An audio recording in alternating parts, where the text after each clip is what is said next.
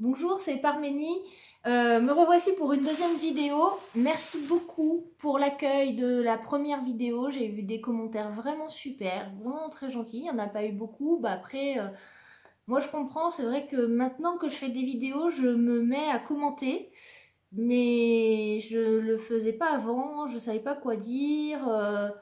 Et puis, j'imaginais pas l'importance que ça a. Les commentaires, c'est le seul retour qu'on a en fait sur ce qu'on fait. Donc, vu que nous, on n'a personne en face de nous, c'est vraiment très agréable d'avoir même un petit c'est bien, c'était une bonne vidéo. Donc, merci. J'ai vu plein de défauts hein, moi dans ce que j'ai fait, notamment je me suis pas du tout présentée. Donc on va remédier à ça aujourd'hui. Et c'est pour ça que cette vidéo, c'est un tag couture. Donc on va commencer tout de suite ce tag couture. Donc je voudrais me présenter un peu plus parce que la dernière fois je ne me suis pas du tout présentée. Donc je m'appelle Adeline. Voilà, moi j'aime bien connaître les prénoms des gens, donc je vous donne mon prénom. J'habite en Isère, je suis chimiste dans la vraie vie. Et j'ai toujours fait plein de petites... comment dire, déjà je fais toujours des dessins dans les marges de mes cahiers et tout, j'ai fait toujours, j'occupe mes mains, ma tête n'est disponible que si mes mains sont occupées. Si j'occupe pas mes mains, ma tête elle part, je suis plus là.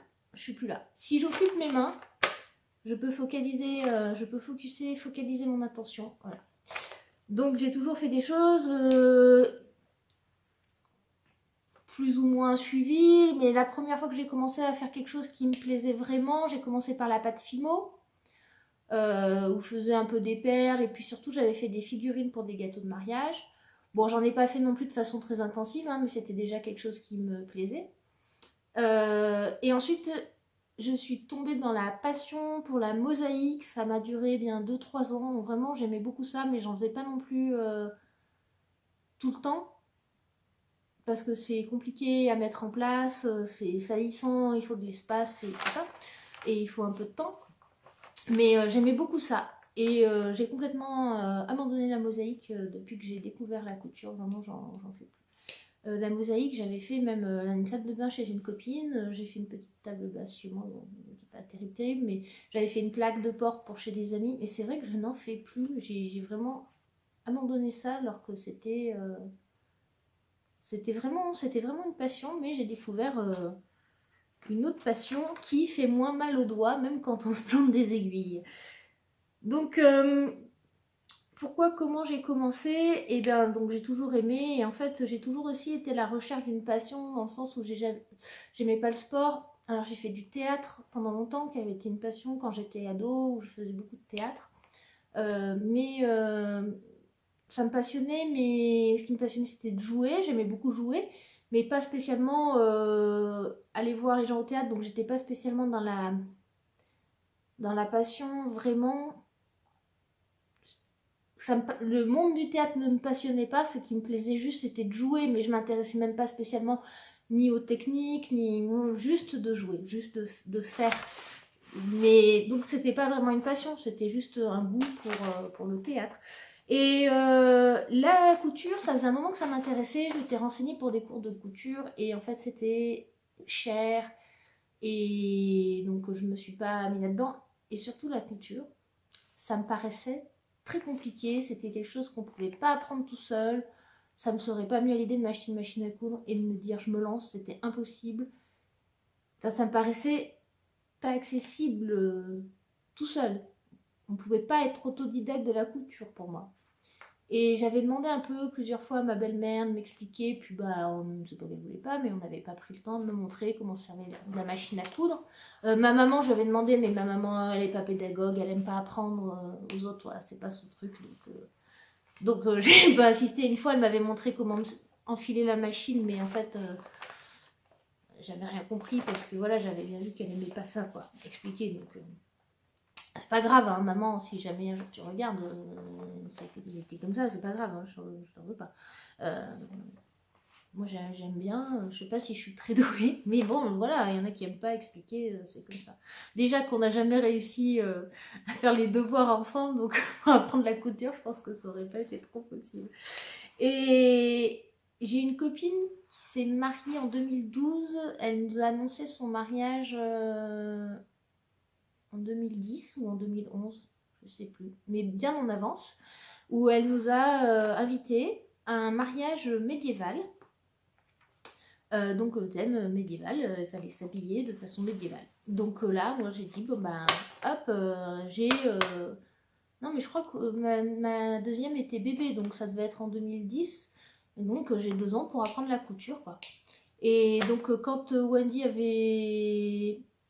Elle était bébé, en fait, je suis allée chez mes beaux-parents. Passer quelques jours parce qu'il y avait eu des obsèques dans la famille, donc moi j'étais allée garder les petits pendant les obsèques. Et donc on avait passé 2-3 jours, et pendant ces 2-3 jours, ma belle-mère, pour changer un peu les idées, je pense, m'avait montré comment se servir de la machine à coudre. Ça tombait pour mon anniversaire, parce que l'enterrement avait lieu le jour de mon anniversaire, donc en gros mon anniversaire il est passé à la trappe, mais c'est pas très grave. Et donc elle m'a expliqué comment servir de la machine, et j'ai bien aimé, enfin voilà, de faire cet apprentissage. On a fait des ourlets, une jupe toute bête, enfin voilà, juste pour prendre en main la machine. Et quand je suis repartie, ben, elle a pris sa machine, elle l'a débranchée, elle me l'a mis dans les mains, elle m'a dit joyeux anniversaire, comme on n'a pas pu fêter ton anniversaire, bah joyeux anniversaire. Puisqu'elle avait hérité d'une autre machine entre temps, donc bah, je suis rentrée à la maison, et puis j'ai essayé de faire des trucs, et voilà, et puis j'ai fini par faire tous les costumes pour le mariage médiéval. Voilà. Que t'apporte la couture? Alors, la couture m'apporte ce qui me manque le plus au monde, c'est de la confiance en moi.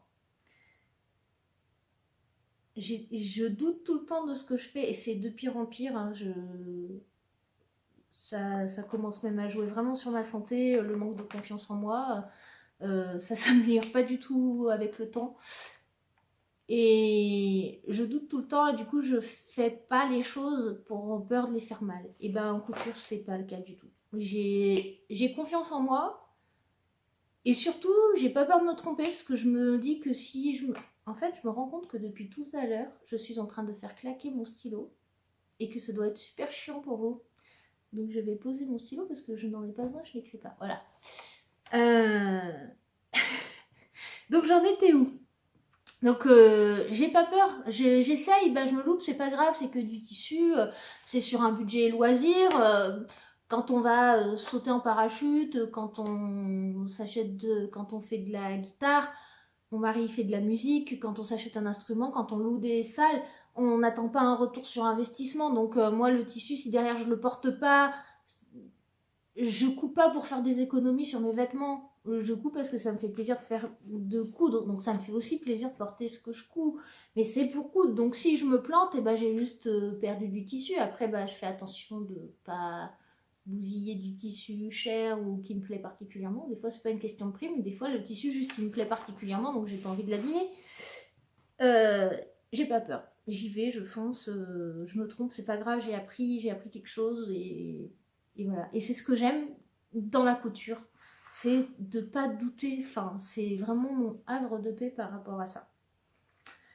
Te souviens-tu de ton premier ouvrage? Donc oui, mon premier ouvrage, donc on revient un petit peu à la question d'avant. C'était avec ma belle-mère, donc on a commencé par faire une jupe élastiquée, tout simple, avec un vieux jupon en dentelle. On, on l'a raccourci pour faire une jupe de petite fille, qui a servi ensuite de déguisement pour un costume de petit chaperon rouge. J'avais mis le petit jupon en dentelle blanche sous une jupe rouge. C'était tout mignon. Et donc on a juste fait...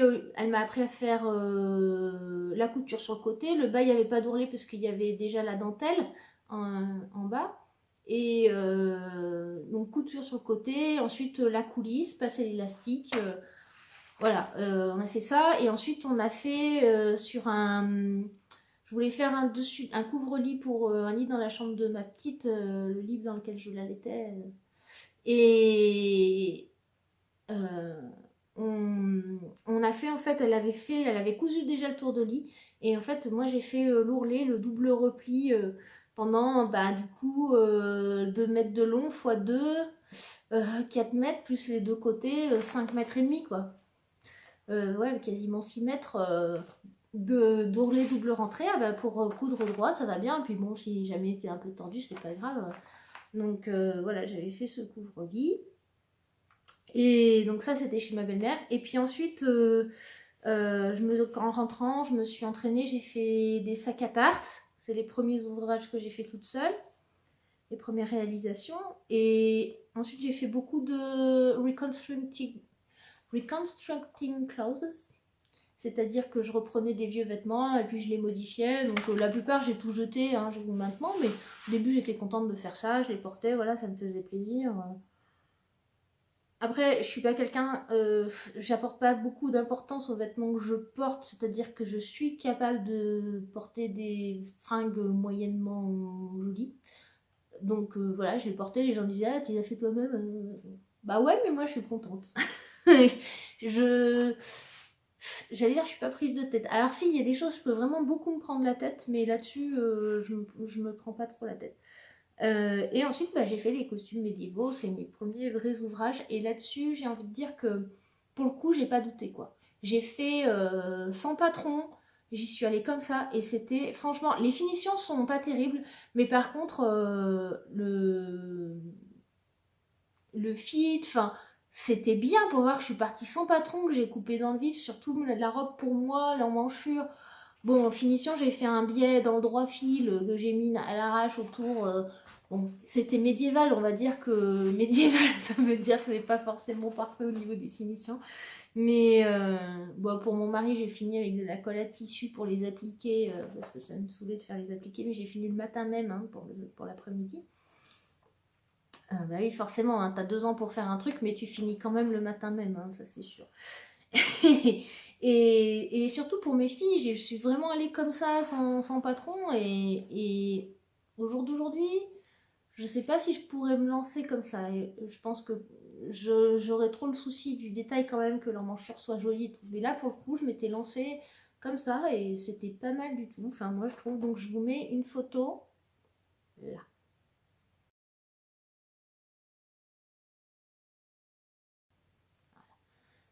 J'ai appris la dernière fois qu'il fallait bien faire des pauses de temps en temps. D'ailleurs, je vais essayer d'en remettre pour insérer les photos. Parce que sinon, il faut couper au milieu d'une phrase, c'est pas facile. Une séance couture, c'est comment? Et donc, on peut le mettre avec la question d'après qui est un endroit dédié. Eh bien, j'ai un endroit dédié. Vous pouvez voir les photos sur Instagram avec le hashtag l'atelier de Parménie. Et donc la séance de couture, c'est 10 minutes par-ci par-là, c'est-à-dire que si je peux rester 2 heures dans mon atelier, je reste 2 heures dans mon atelier, mais la plupart du temps c'est je mets les pattes dans l'eau, je descends et j'attends quand ça sonne, puisque la plaque à induction elle sonne quand c'est fini. Voilà, je mets... Alors, pardon. Je mets les filles, je sais pas, les filles regardent un dessin animé, je vais descendre, ou si elles jouent dans leur chambre, je vais descendre. Elles m'appellent, je remonte. Vu que je peux tout laisser en place, c'est pas un problème. Voilà, c'est open bar. Je me sers. Que pense mon entourage de la couture? Alors, j'ai envie de dire, il y a plusieurs lectures là-dessus en fait. D'une part, ils s'en fichent. Et moi, je me fiche de ce qu'ils pensent. Mais en réalité, c'est pas tout à fait vrai. C'est-à-dire qu'ils sont très contents. Ils ont pas vraiment... Enfin, ils vont pas dire que c'est pas bien. Je coudrais pas, et ils seraient très contents. Du coup, ils sont contents que j'ai trouvé quelque chose qui me plaise et que ça me fasse plaisir de coudre. Voilà. Après, souvent, ils s'intéressent dans le sens... je sais pas s'ils s'intéressent vraiment à ce que je fais, mais en tout cas, ils me montrent que ça leur fait plaisir, que moi je m'intéresse à quelque chose, et donc ils me posent un peu des questions sur ce que je fais, ce que je fais en ce moment. Donc voilà, mes filles, elles adorent. Elles sont très contentes que je leur fasse des trucs, elles voudraient que je leur en fasse plus. Et mon mari, il est content que j'ai trouvé quelque chose qui me plaît. Il ne critique pas trop le temps que je passe, ni même trop l'argent que je dépense. Enfin, des fois, il me dit, t'as encore dépensé des sous, mais il me critique pas trop sur la quantité de tissus que j'ai, tout ça. Mais par contre, en fait, il aime pas mes goûts, quoi. Il reconnaît que c'est bien fait, mais par contre, mes goûts d'association de tissus, tout ça, non. Voilà, il aime pas. Donc, il a du mal aussi à... Je peux pas lui demander son avis sur quelque chose, dans le sens où il va voir le tissu, il va pas forcément imaginer le vêtement fini. Donc, par exemple, là, pour son anniversaire, pour notre anniversaire de mariage, je lui ai fait un pyjama. Et je lui ai pas montré le tissu. Et j'ai beaucoup hésité. Enfin bon, à un moment donné, il m'a dit tu devrais me montrer parce que je vais pas aimer, machin. Puis après, je lui ai dit fais-moi confiance. Donc il m'a dit ok, c'est bon, je veux rien voir. Et quand il l'a eu, je lui dis ça te plaît? Il me dit ouais, ouais. Et je lui dis si t'avais vu le tissu avant que ce soit cousu, il me dit non, j'aurais pas aimé. Donc voilà, il s'imagine pas en fait, il voit pas le truc. Ensuite, bah voilà, au niveau de mon entourage, je sais pas trop ce que les gens en pensent. C'est pas grave, hein, moi je me plais à faire ça. Hein. C'est quelque chose de personnel en fait. Alors, ensuite, ta machine à coudre, au petit soin ou à la va comme je te pousse. Alors, c'est-à-dire que ça va pas être quelque chose de particulier pour la machine à coudre, c'est-à-dire d'une façon générale, je suis pas une personne soigneuse. C'est pas que je fais exprès, mais c'est comme ça. Je sais qu'avec moi, les choses s'usent plus qu'avec les autres, et pourtant, j'ai pas l'impression de faire d'être particulièrement pas soigneuse, mais voilà. Donc, ma machine à coudre, je suppose que c'est pareil que le reste. Cela dit, j'ai pas tellement de soucis. Après, c'est vrai que je m'en sers quasiment tous les jours. Je remets pas la capote à chaque fois. Par contre, je mets de l'huile, je mets le petit coup de balai pour enlever, voilà. Je l'entretiens, mais je vais pas la recouvrir à chaque fois. Après, quand je fais le ménage, une fois de temps en temps, une fois par mois à peu près, j'ai poussette, mais je l'emmène pas en réparation, enfin, je l'emmène pas en maintenance, comment on dit, en révision si elle marche. Euh, Moi, je fais un boulot, je fais pas mal de maintenance d'appareils, donc dans les appareils d'analyse de chimie. Et il y a une règle qui est si ça marche, ne répare pas. Donc moi, tant que mes machines elles marchent, que j'ai pas de soucis, bah, je les emmène pas en révision. Quand je commencerai à avoir un problème, je les emmènerai en révision. Mais j'ai pas de problème avec, j'ai jamais eu trop de problèmes avec mes machines. Euh, Surjeteuse, recouvreuse. Oui, j'ai une surjeteuse. J'ai une surjeteuse. J'ai ma première machine à coudre que ma belle-mère m'a offert, que je garde, que j'utilise plus, mais que je garde de côté pour quand je fais des ateliers avec des enfants du village, des filles de copines à qui je fais des petits cours de couture. Enfin, des filles d'une copine à qui je donne des petits cours de couture, ou quand mes filles veulent coudre. J'ai la vieille machine à coudre de ma grand-mère. Celle-ci, je l'utilise. Avant, je l'utilisais surtout pour passer les épaisseurs parce que l'autre passait pas les épaisseurs. Mais depuis que j'ai acheté la nouvelle, j'utilise moins. Mais j'utilise surtout parce que des fois, j'ai des enfilages de fils différents, de couleurs différentes. Donc ça me permet de pas les enfiler, réenfiler. Je trouve que c'est quand même pratique d'avoir deux machines à coudre. Bon, c'est très accessoire, hein, c'est pas obligatoire, mais c'est quand même pratique. Même pour le pied, par exemple, des fois j'en ai une où j'ai le pied de fermeture à glissière et l'autre où j'ai le pied normal. Voilà, suivant les enfilages aussi. Et j'ai non, pas de recouvreuse, une surjeteuse. Et j'ai la machine à coudre, la Pfaff e-Element, enfin la e-Element by Pfaff, vendue chez Lidl, l'électronique. Et j'en suis très contente. Elle passe bien les épaisseurs, j'ai plein de points décoratifs. Du coup, je fais mes ourlets avec les points décoratifs, mes ourlets sur le jersey, avec les points décoratifs de la machine à coudre. Et du coup, je ne ressens pas le besoin d'acheter une recouvreuse, une machine à plus de 1000 € pour faire uniquement des ourlets et des surpiqûres. Non, ça me paraît démesuré.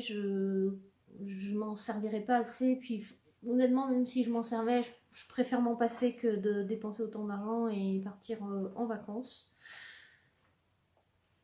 Surtout que cet argent, je ne l'ai pas vraiment. Mais voilà. Et je suis très contente de la Puff E-Element. De la E-Element by Puff. De chez Lidl. Allez, on continue, on embraye sur les marques de patrons préférés. Alors, j'aime bien au niveau du design, j'aime bien Ready to Sew. J'ai pas tellement de patrons, surtout j'ai cousu Jumpy, enfin je suis en train de coudre Jumpy, comme je vous en ai parlé la dernière fois. J'ai acheté, c'est Josette, je crois, la robe avec l'empiècement cœur là. Voilà, et sinon j'aime bien leur design, ils sont originaux. Voilà. Mais j'ai pas tellement cousu pour le moment, donc je sais pas si le patronage est bon, mais en tout cas les designs me plaisent. J'aime bien République du chiffon aussi, les designs. J'en ai cousu plusieurs quand même, pas mal. Après j'aime bien la Maison Victor, je commence à avoir cousu plusieurs patrons de la Maison Victor. Et bah, j'ai beaucoup de magazines Burda, donc souvent je regarde ce que j'ai dans les Burda. En fait, j'ai tendance à, quand un patron me plaît, un patron indépendant, j'ai tendance à regarder quand même avant dans ma pile de patrons si je peux pas faire quelque chose à partir des patrons que j'ai dans ma pile de magazines, parce que j'ai beaucoup de magazines. Moi, j'ai pas besoin d'avoir des explications. Enfin, j'ai pas besoin. Il faut quand même avoir l'ordre. J'aime bien avoir l'ordre dans lesquels mettre les pièces. Mais s'il y a quelque chose qui est obscur pour moi, par exemple un détail technique qui est pas très bien expliqué, par exemple dans les patrons Burda, ou je sais que République du chiffon, elle est réputée aussi pour pas détailler une technique. Moi, ça me dérange pas parce que j'ai des livres de couture, j'ai internet et je vais aller chercher. Et je pense qu'on apprend plus à aller chercher la technique ailleurs que d'avoir tout le listing tout sous les yeux. Finalement ça rentre moins en fait, le fait de ne pas avoir besoin d'aller le chercher. Enfin bon, moi c'est personnel. Donc j'aime bien aussi quand dans les patrons indépendants, il y a des techniques qui sont des fois qui sont un peu originales et qui sont amenées d'une approche différente de ce qu'on peut voir dans les choses très académiques. Donc souvent dans les livres qu'on va acheter, c'est très académique. Et des fois on peut avoir des choses différentes. De toute façon, il n'y a pas de bonne façon de faire. Il y a des bonnes façons de faire, mais il n'y a pas une bonne façon de faire. Tant que ça marche, eh ben, c'est pas grave si c'est pas la bonne façon. Tant que ça marche, c'est ça qui est important. Donc j'aime bien varier les patrons et j'ai pas de souci pour modifier un patron. Dans le sens où si ce patron il me plaît mais que l'encolure me plaît pas, ben, je modifie l'encolure. Et puis si ça va pas, ben, je referai une deuxième fois. J'ai tendance des fois à refaire plusieurs fois les patrons pour exploiter un maximum le potentiel, pour essayer d'avoir un peu la pièce parfaite à partir du patron, parce qu'en cousant ça me donne une idée de ce que ça pourrait être. J'ai remarqué en visionnant tout à l'heure que j'ai la mèche de cheveux là qui va tout le temps devant, je sais pas si ça vous gêne. Voilà, on a fait la première page sur 3 pages. La matière préférée, eh ben j'en ai pas. Moi j'aime bien la variété, j'aime bien changer, pas tout le temps la même chose. Après bah, dans les tissus j'aime beaucoup le Liberty, j'aime beaucoup ces imprimés là, la matière elle est très douce, elle est souple. Et j'aime bien la viscose aussi pour sa souplesse, et surtout que voilà, ça peut faire un peu peur, mais en fait avec une bonne bombe de Fabulon, il n'y a pas de problème, ça se coud très bien, ça devient rigide, et enfin pas trop rigide, c'est pas cartonné, mais ça devient assez rigide et ça marque les plis. Dès qu'un tissu marque pas les plis, moi un coup d'amidon, et même si c'est pas un tissu spécialement souple, mais des fois il y en a, ils sont pas souples mais ils marquent pas les plis, un petit coup d'amidon et ça marque les plis, et pour moi c'est magique ce truc là. Où te fournis-tu? Boutique physique ou internet? Surtout les boutiques physiques. Donc j'ai commandé une fois du tissu sur internet, c'était sur DIY District. Non, pourquoi j'ai mis un DIY District? Parce que j'ai commandé un tissu particulier et voilà, je l'ai trouvé là, donc c'est pour ça. Mais sinon j'achète pas de tissu sur internet. Les boutiques, donc je vais chez... alors, je vais vous parler de 2 petites boutiques. Il y a Bordelaise à Voiron, bonjour Laure, si jamais tu regardes. La nana qui tient, elle est très sympathique et voilà, elle a vraiment la passion des loisirs créatifs et ben, elle aime bien, elle va bien vous renseigner. Elle est très sympa et en plus, elle est... Quand on a envie de quelque chose ou besoin de quelque chose, on lui dit et elle essaye de satisfaire les besoins de ses clients. Donc ça, c'est assez agréable. Et donc, il y a une autre... donc, c'est à Voiron. C'est vers Grenoble. Donc, bon, bah voilà, pour les gens qui sont dans le Voironnais, ou même... Je pense que les gens du Voironnais connaissent peut-être, mais peut-être les gens qui sont d'un peu plus loin, qui seraient peut-être de Saint-Étienne, de Saint-Joire ou quoi, ça vaut le coup d'aller chez Bordelaise. Et je dirais même peut-être pour les Grenoblois. Franchement, on est à une demi-heure en train de Grenoble. C'est en centre-ville, c'est à côté de la gare. Et la boutique, elle est sympa. Il y a de la laine, il y a des tissus, il y a les tissus de la Maison Victor. Elle a plein de coupons fabriqués en France qui sont à 15 € les 3 mètres. Enfin, voilà, ce n'est pas contractuel, hein, j'ai pas de... Je ne suis pas non plus en partenariat avec la boutique, hein, c'est juste parce que j'ai l'habitude d'aller... Enfin, j'ai l'habitude... Je vais de temps en temps là-bas et c'est très sympa, donc voilà, ça me fait plaisir d'en parler.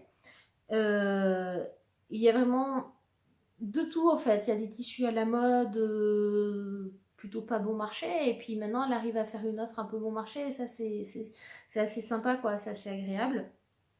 Il y a aussi une petite boutique qui arrive, donc Rive c'est plus petit, enfin c'est un plus petit village, donc la boutique est plus petite aussi, mais elle fait du France Buffalo Stala, elle fait du froufrou, parce que anciennement le sien, les tissus le sien, et maintenant ça s'appelle froufrou. Elle fait d'autres tissus, elle fait pas mal de livres et elle aussi, je pense qu'elle doit pouvoir, on doit pouvoir commander des livres et se les faire livrer chez elle. Voilà, on doit pouvoir commander pour nous des livres, quoi. Et sinon, bah, je vais pas mal au marché et Toto Tissu pour les tissus pas chers et puis de temps en temps Mondial Tissu et Natacha, mais c'est plus cher. Ah oui, puis il y a, bah, la dernière fois je vous en ai parlé, il y a Thérèse Tissu qui est la boutique, enfin le hangar à tissus. Enfin, c'est pas tout à fait dans le Voironnais, c'est dans la Bièvre. Pour vous qui êtes de la France entière, ça ne vous fera pas de grosse différence, mais c'est des fois des gens connaissent pas. C'est assez intéressant quand même en termes de prix. Et il y a des fois des très très beaux tissus, hein. Même souvent d'ailleurs des très beaux tissus. Enfin, il y a un peu de tout, quoi. Ton stock de tissus, minimaliste ou indécent? Mon mari dirait indécent. Non, c'est indécent, mais c'est pas tant que ça. Non, il y en a beaucoup, mais pas plus que ça. Et moi, j'aime bien les toucher, les sortir. Est-ce que je culpabilise? Oui, non, un peu, mais en même temps, voilà, c'est quand même... c'est comme une collection. Bon, des fois, c'est une collection, j'en ai trop. Enfin, une collection, faudrait que ce soit des petits bouts, mais j'en ai beaucoup en quantité, mais ouais, j'en ai quand même pas mal. Des livres et des patrons. Bon, bah, indécent, surtout les magazines, hein. Les livres, alors les livres, par contre, je les utilise quasiment pas. Mais à la limite, voilà, c'est pareil quand on a une bibliothèque avec des livres d'art, on les feuillette pas tout le temps. Les BD, une fois qu'on les a lus une fois, on les regarde plus. Bah, moi, les livres, je les lis pour l'inspiration, voilà. Par contre, c'est vraiment les magazines. J'ai eu tendance, maintenant j'en achète moins, mais il y a une époque, j'ai eu vraiment tendance à acheter des magazines tout le temps. Pardon. À chaque fois que je voulais, que je voyais un magazine, et du coup, c'est vrai que j'ai une bonne bibliothèque de basiques dans mes patrons. Et pareil, ça, c'est l'inspiration. Enfin, voilà, quand on va acheter un magazine de le L ou j'en sais rien, n'importe quel magazine par exemple féminin, on va regarder les images, mais on va pas, c'est quasiment que de la pub dans ces trucs-là et on va pas acheter tout ce qu'il y a dedans, il n'y a pas de notion de rentabilité. Donc là c'est pareil, je les regarde pour les regarder et la différence c'est que je les garde, alors que les magazines féminins je les garde pas. Voilà. Comment choisis-tu tes tissus et tes patrons? Eh ben j'ai choisi au coup de cœur. En général, je les choisis indépendamment et ensuite je cherche les combinaisons entre le patron et le tissu. Ça peut arriver que si j'ai envie de coudre un patron, ben, j'ai besoin d'un top ou j'ai besoin d'un pantalon et j'ai ce modèle là qui me plaît, j'ai pas de tissu qui va, ben je vais aller acheter un tissu qui va pour le patron. Je vais pas aller acheter un patron pour un tissu par contre. Pour un tissu, je vais trouver les patrons que j'ai. Je vais pas me dire, ah bah, je voudrais absolument ce patron. Non, je vais utiliser les tissus que j'ai. Par contre, ça peut m'arriver d'avoir un coup de cœur sur un patron, mais pas forcément en fonction des tissus que j'ai. Que fais-tu des chutes? Eh ben, j'en fais plein de choses. Alors, ça dépend lesquelles, mais les chutes, surtout de coton ordinaire, là, celles-ci, je les garde, les autres moins. Donc, moi, elles sont classées, j'ai classe par taille, en fait. Ceux qui font plus d'1 mètre, qui sont dans mes placards normaux. Ceux qui font entre 1 mètre et 50 cm, je les mets dans des petites caisses. C'est un meuble de rangement pour enfants. Et ça me sert par exemple pour faire les petites culottes, les culottes Bel-Air, pour faire des caleçons pour mon mari, pour faire des coussins, des choses comme ça. Et ensuite les plus petites chutes, je les garde dans un bac. Et ensuite, je les couds entre elles et avec, je fais plein de choses, notamment je peux faire des pochettes cadeaux pour Noël, des anniversaires et tout ça, pour faire les papiers cadeaux. Je vais faire des doublures de sacs. Je vais faire, je me suis fait une housse de table à repasser. J'avais utilisé des petits bouts pour coller des copatches sur une armoire. Une dette d'achat ou no buy est-elle envisageable? Mon porte-monnaie dit oui. Mon mari dit oui aussi, hein. Mais mon cœur dit non. Mais ouais, non, il faudrait... En fait, là, cette année, j'ai dit, on voulait faire un peu des travaux et j'ai dit à ma famille que moi, ce que j'avais envie, c'était qu'on parte plus en vacances.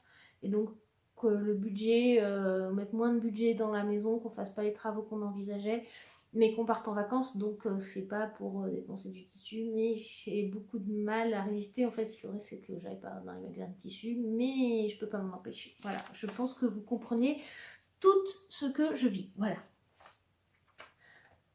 Bonne ou mauvaise élève en repassage? Alors, oui. Je dirais que si j'étais prof, je dirais élève motivé et assidu, c'est rare dans cette matière. Bravo. C'est ma passion. C'est vraiment ma passion. J'adore repasser parce qu'en fait, moi, ce que j'aime, c'est les tissus. Donc, quand on repasse, on touche des tissus, on observe les vêtements, on voit les coutures, comment elles sont faites. Et moi, j'adore repasser. Et vraiment, je pourrais repasser, je pense, toute la journée. Bon, c'est que j'aimerais bien coudre de temps en temps, donc entre les deux, mais vraiment, des fois, je râle un peu parce que j'ai trop de repassage et j'ai moins de temps pour la couture. Mais j'aime vraiment repasser. C'est une activité qui me calme, qui me détend. Je me mets un podcast à regarder ou une série et je repasse et je pense à rien. Des fois, quand je fais des insomnies, je me lève, je vais repasser 1 heure ou 2 heures, suivant l'heure qu'il est dans la nuit. Et après, je vais me recoucher et je suis bien, je suis détendue. En bâti. Alors, pareil, si j'étais prof, je dirais on ne l'a pas vu, ne viens jamais en cours. Hein. Non, je bâtis pas. C'est vrai que je ressens pas le besoin de bâtir, mais des fois, je me dis, ah bah là, après coup, je me dis, si j'avais bâti, j'aurais peut-être pas le décalage. J'ai beau mettre beaucoup d'épingles, par contre, beaucoup. Non, je bâtis pas. Et en couture à la main, ne fait que le strict nécessaire, mais s'applique à la tâche, la moyenne. Si je peux m'empêcher la couture à la main, je vais m'empêcher. Par exemple, les ourlets, des fois, je trouve que le double rempli va très bien, donc je fais un double rempli. Mais si je fais la couture à la main, ça me dérange pas d'en faire. Et si je la fais, j'essaie qu'elle soit vraiment bien faite, qu'elle soit vraiment invisible. Voilà. Une feuille à moi. Oh. Dernière page. Alors, on arrive sur des questions que j'ai rajoutées. J'avais envie de vous répondre. Ma qualité en couture, c'est je suis persévérante.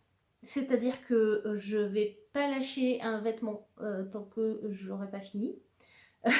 Il me va pas, je vais essayer de trouver ce qui va pas, pourquoi ça va pas.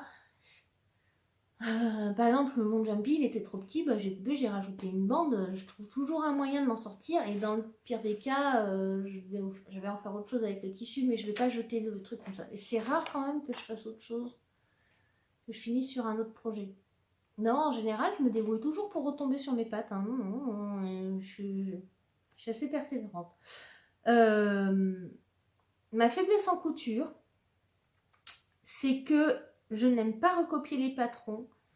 Et vraiment, j'ai dit quoi? Je peux vraiment me traîner pour un projet juste parce que j'ai pas envie de recopier. Donc des fois, je vais passer 3 soirées à me dire je vais recopier. Et puis je suis dans l'atelier, hein, j'ai sorti mon truc et tout. Mais j'aime tellement pas recopier que j'y vais tout doucement. Voilà. Donc moi, il y en a qui font les marathons de recopiage avant de faire la couture, enfin qui recopient 4 patrons et qui coupent 4 projets et qui cousent ensuite à la chaîne. Moi ça c'est non, hein, parce que vraiment non, recopier 4 à la suite c'est pas possible. Hein. Donc moi les PDF je les imprime à chaque fois et je les découpe dans le tas, hein, direct. Hein. Pour moi c'est hors de question de recopier un PDF. Non, j'aime pas du tout recopier les patrons.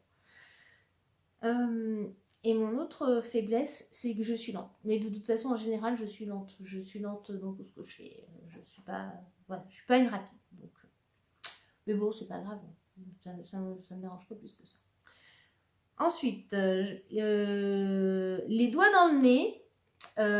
Donc quelque chose qui ne pose pas de difficulté pas de difficulté que je fais facilement et qui peut poser des difficultés à d'autres personnes, c'est les manches montées. Moi j'ai toujours cousu les manches de façon montée, sauf pour les chemises, parce que comme il y a la couture anglaise, là on peut pas faire. Enfin, la chemise ça se coud forcément avec les manches à plat. Bon, forcément, après, vous faites comme vous voulez. De toute façon, comme j'ai dit, il n'y a pas qu'une technique. Si vous avez envie de surjeter la couture là au lieu de faire les coutures anglaises, au final, ça marche. Hein. D'ailleurs, des chemises, quand c'est les chemisiers pour femmes, je surjette. Hein. Je fais pas de couture anglaise, c'est que pour les chemises pour hommes. Bon. En fait, si c'est pour moi, je fais pas de couture anglaise. Si c'est pour offrir, j'en fais. Pas de problème sur les manches montées. Et par contre, là où je vais crier au secours, c'est sur les pattes capucins et les cols polo. Je trouve que j'arrive jamais à les faire vraiment nettes. Ça me plaît jamais vraiment. Et poser du biais, j'aime pas, c'est chiant à la chaîne. Pour faire la piqûre qui va bien par-dessus, non, ça me saoule de poser du biais. Je sais pas qu'il y ait une difficulté particulière, mais ça me saoule. En réalité, pour le faire vraiment bien, pour être vraiment satisfaite de moi-même, je le fais de temps en temps. Ce qu'il faudrait pour moi, c'est faire la couture invisible à la main. C'est là que, il n'y a que là que le biais il est joli, vraiment parfait. Mais la plupart du temps, ça me saoule, donc je le fais à la machine. As-tu un Graal, une pièce que tu n'as pas encore osé coudre? Oui, c'est mon manteau en patchwork. Après, il n'y a pas de difficulté particulière. Il n'y a pas une pièce que vraiment je veux coudre parce que ça représente une difficulté particulière. Mais c'est juste mon manteau en patchwork parce que j'ai vraiment envie d'avoir mon manteau en patchwork. Et en même temps, j'ose pas trop parce que j'ai peur de me louper, de jeter mes trucs. Donc voilà. Mais il faudra que je le fasse. Après, j'ai déjà cousu un manteau et je suis pas hyper fan. J'aime pas plus que ça coudre des manteaux. Ah, mon mari arrive. Mince, je vais devoir arrêter. Et ben, tout à l'heure. À plus tard. Hello, me revoilà. On est le lendemain puisque mon mari est arrivé hier soir. Il était en répète et j'ai pas le temps de finir mon enregistrement. Donc, on reprend aujourd'hui. Je sais plus trop où j'en étais. J'ai pas regardé la dernière vidéo. Donc je vais reprendre à as-tu déjà patronné? Et puis sinon je supprimerai. Non, j'ai jamais patronné de A à Z, c'est-à-dire en faisant mon buste de base, ma jupe de base et en partant de là pour faire des patrons. Par contre, je modifie sans problème des modifications mineures, mais ajouter de l'aisance, déplacer une ligne d'épaule. Changer le décolleté, je suis pas limitée. Par exemple, moi, je connais, il y a des personnes qui vont dire, bah, j'ai essayé ce patron, mais le fit me plaît pas, donc je vais essayer un autre patron. Bah non, moi je vais changer le fit, tout simplement. Du patron. Si j'ai un autre patron que j'ai envie d'essayer et qui a un autre fit, oui, pourquoi pas. Et puis si au bout d'un moment que j'ai essayé, par exemple, que j'y arrive pas, bah, je vais essayer un autre patron. Mais en général, j'essaye de me débrouiller avec ce que j'ai et puis de modifier ce que j'ai. Ça n'empêche pas que j'ai quand même beaucoup de patrons, mais c'est vrai que je coupe plutôt les mêmes et je les modifie. Quel est l'ouvrage dont tu es la plus fière? Eh ben, les tenues médiévales. Les tenues médiévales que j'ai fait en freestyle, vraiment, c'est un de mes premiers ouvrages et enfin, je trouve que une de mes premières réalisations. Pour une débutante, j'avais jamais fait de vêtements avant. Je me suis lancée comme ça, j'ai pas eu peur et franchement, je suis assez fière de ce que j'ai fait. Ça rend vraiment bien. Donc, je vous en ai déjà parlé. Et ensuite, dans les dernières choses que j'ai faites, c'est la Petra de Louis-Antoine de Paris. Déjà, là où je suis fière, c'est d'avoir essayé de les faire alors que je pensais que ça m'allait pas et au final, ça me va très bien. Et d'avoir modifié, là, j'ai rajouté, donc c'est un faux cache-cœur qui est cousu. Et là, j'ai rajouté une fermeture éclair d'ailleurs, c'est dans ce sens-là, je crois. J'ai rajouté une fermeture éclair dans le faux cache-cœur qui est caché par un passepoil et je trouve que ça rend super bien. Donc c'est une toute petite modification mais qui a un super effet et que voilà, j'aime beaucoup cette Petra et le mérite me va pas forcément, il va surtout au créateur de Louis-Antoinette Paris qui ont créé le patron, mais moi j'aime bien, ouais, je suis très contente. Il n'y avait pas de difficulté particulière, hein. C'est un peu long, il y a beaucoup de pièces, mais il n'y a pas de difficulté particulière. Ton pire boulet, ton ratage le plus complet? Eh ben, c'est aussi Petra, Louis-Antoinette Paris, parce qu'en fait, je l'ai faite plusieurs fois, et la dernière fois que je l'ai faite, donc ma version noire avec le passepoil, je l'ai faite 2 fois, et la première que j'ai fait, je sais pas pourquoi, elle était trop petite alors que je l'avais déjà fait une fois et qu'elle était la bonne taille. Je pense que ça vient du tissu, parce que la première version que j'avais faite était en viscose, et la viscose, c'est souple, ça épouse les formes, et enfin, ça...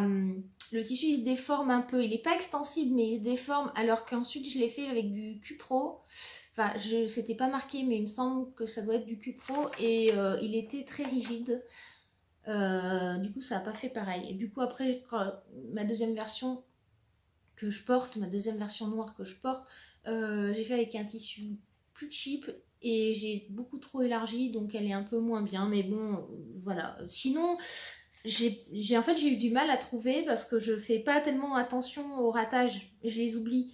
Moi, je dis bonjour à Katy Pic si elle me regarde parce qu'elle dit toujours qu'on apprend de ses erreurs et c'est vrai. Et pour moi, une erreur, c'est une leçon. Donc, je voulais mettre ça, je cherchais une formule pour dire au revoir dans mes podcasts et donc je m'étais dit n'oubliez pas on apprend de ses erreurs mais en fait c'est déjà pris par Katy Pic donc mais pour moi, il n'y a pas vraiment de ratage dans le sens où quand on se trompe, on a appris quelque chose, donc c'est toujours une bonne leçon, c'est toujours bien. Et puis au final, j'arrive toujours à me débrouiller pour que ce soit pas un ratage. Des fois, c'est un boulet, dans le sens, des fois, pendant que je le fais, ça me saoule.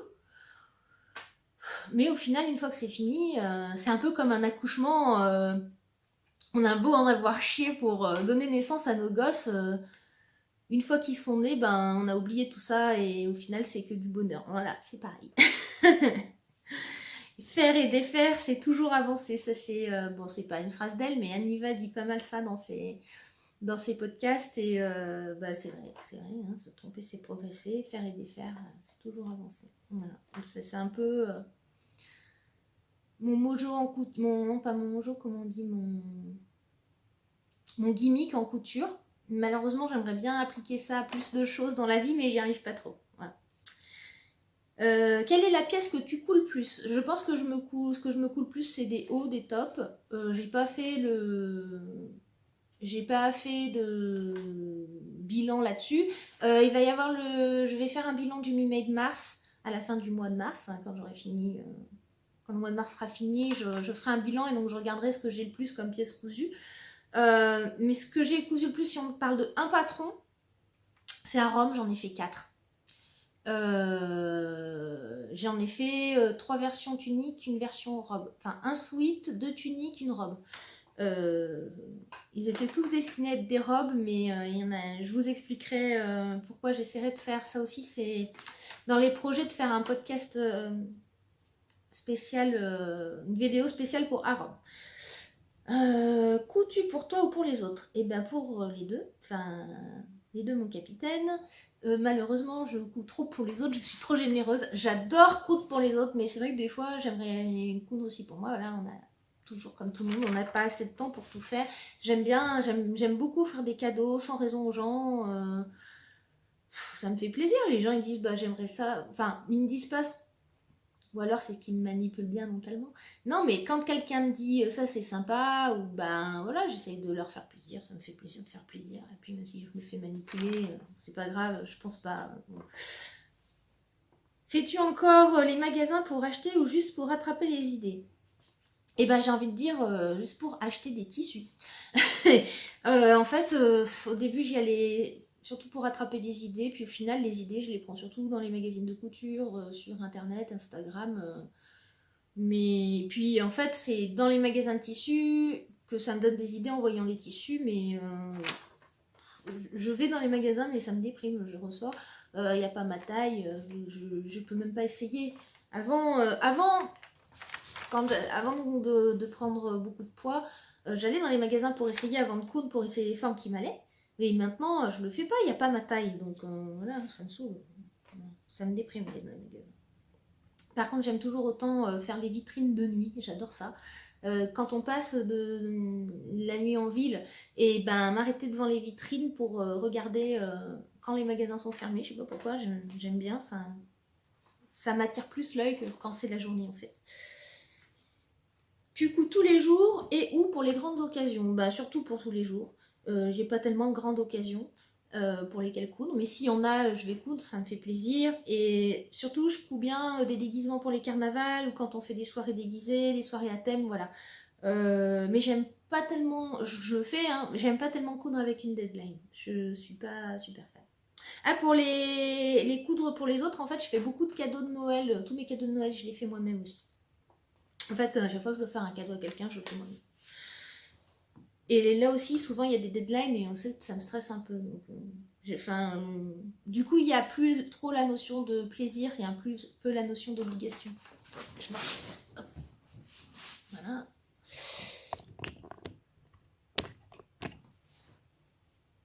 On est bien là. Je vais remonter un peu.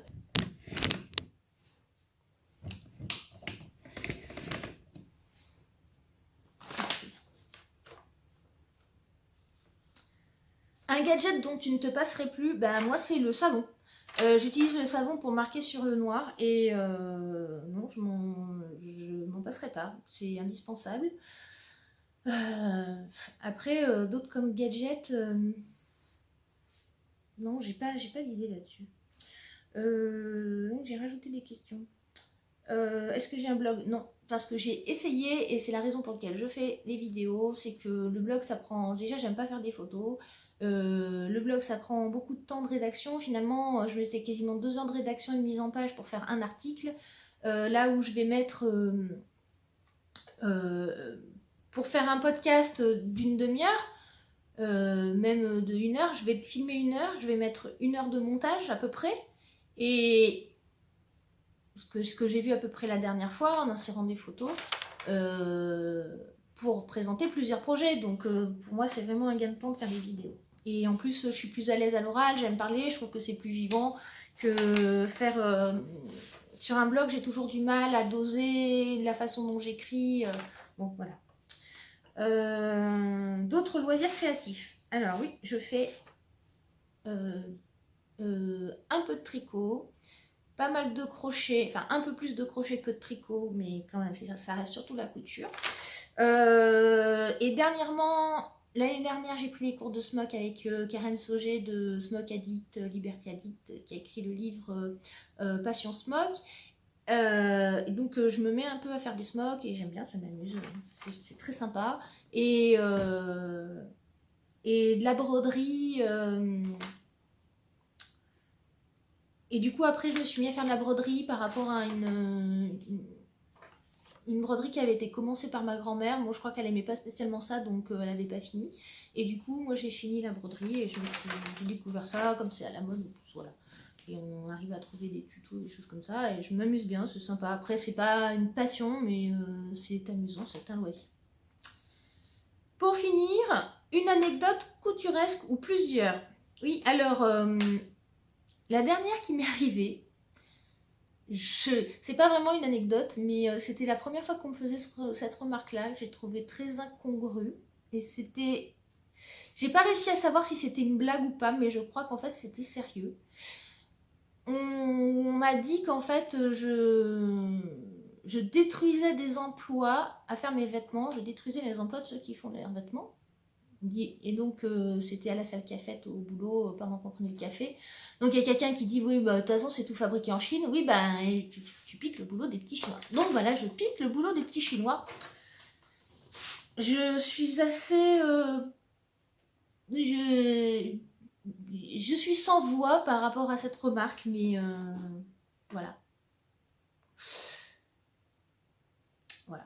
Et ensuite, l'autre anecdote qui me fait toujours beaucoup rire, elle me fait rire pour deux raisons. Déjà parce que c'est drôle en soi, et c'est que juste après, j'ai vu une vidéo pas une vidéo, une BD. Donc c'est Sakiko Jones.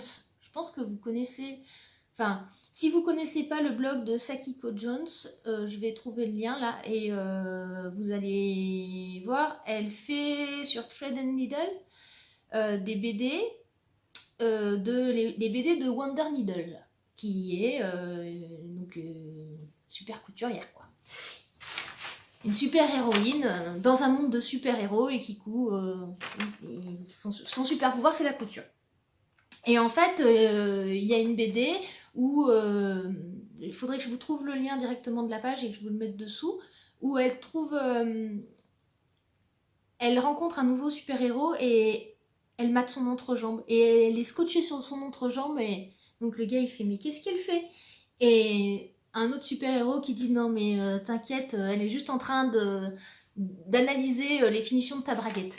Et ben, ça m'est déjà arrivé en fait. Avant, quand j'ai vu cette BD, ça m'a fait énormément rire. Pardon. Ça m'a fait énormément rire parce que ça m'est déjà arrivé en vrai. C'était pas visible. Je pense que les gens autour de moi s'en sont pas rendus compte. Mais à un moment donné, une fois, en plus c'était un peu le beau gosse du labo. Et j'avais scotché sur son entrejambe et je regardais sa braguette. Je regardais vraiment les surpiqûres de la braguette de son jean que je trouvais... j'étais... en extase devant, j'ai trouvé super belle. Et au bout de quelques minutes, on attendait pour aller à la cantine. Et en fait, au bout de quelques minutes, enfin de quelques secondes, peut-être une minute et demie, c'est là que dans ma tête, ça a fait tilt. Je me suis rendu compte qu'en fait, je regardais son entrejambe. J'ai regardé autour de moi. Bon, c'est bon, personne n'a capté que je regardais son entrejambe parce que ça fait un peu bizarre. Voilà. Je suis sûre qu'il y en a plusieurs à qui c'est déjà arrivé, j'en suis persuadée. Je mate aussi les culs des gens, je regarde les surpiqûres sur les poches, j'analyse tout, ouais, et c'est aussi pour ça que j'aime bien repasser, parce que j'aime bien analyser les vêtements quand je repasse. Voilà. Ensuite, il faut taguer, je propose à 3 personnes de faire ce podcast couture, donc je vais mettre toutes les questions dessous. Donc personne m'a tagué moi, mais j'ai récupéré les questions en dessous de Cat by Design, Sabine by Cat Design et Marge Eva. J'ai récupéré leurs questions en dessous, donc je vais faire pareil, je vais les mettre en dessous, comme ça ce sera facile. Donc je veux taguer la Fabrique Dorée parce que elle a commencé juste avant moi les podcasts, elle en a fait qu'un pour le moment. Et voilà, j'ai envie de l'encourager à continuer. Voilà, on a échangé un petit peu, on s'est encouragé mutuellement par les commentaires sur YouTube. Donc voilà, j'ai trouvé ça sympa, donc j'ai envie de la taguer. Ensuite, il y a... je voulais taguer Bibounette parce que j'ai regardé, il me semble qu'elle n'a pas fait le tag couture.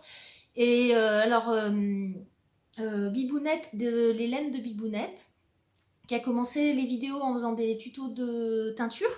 Et maintenant, elle fait des podcasts tricot-couture. Et moi, je me rappelais de ce pseudo parce qu'il y a quelques temps, elle avait un blog où elle montrait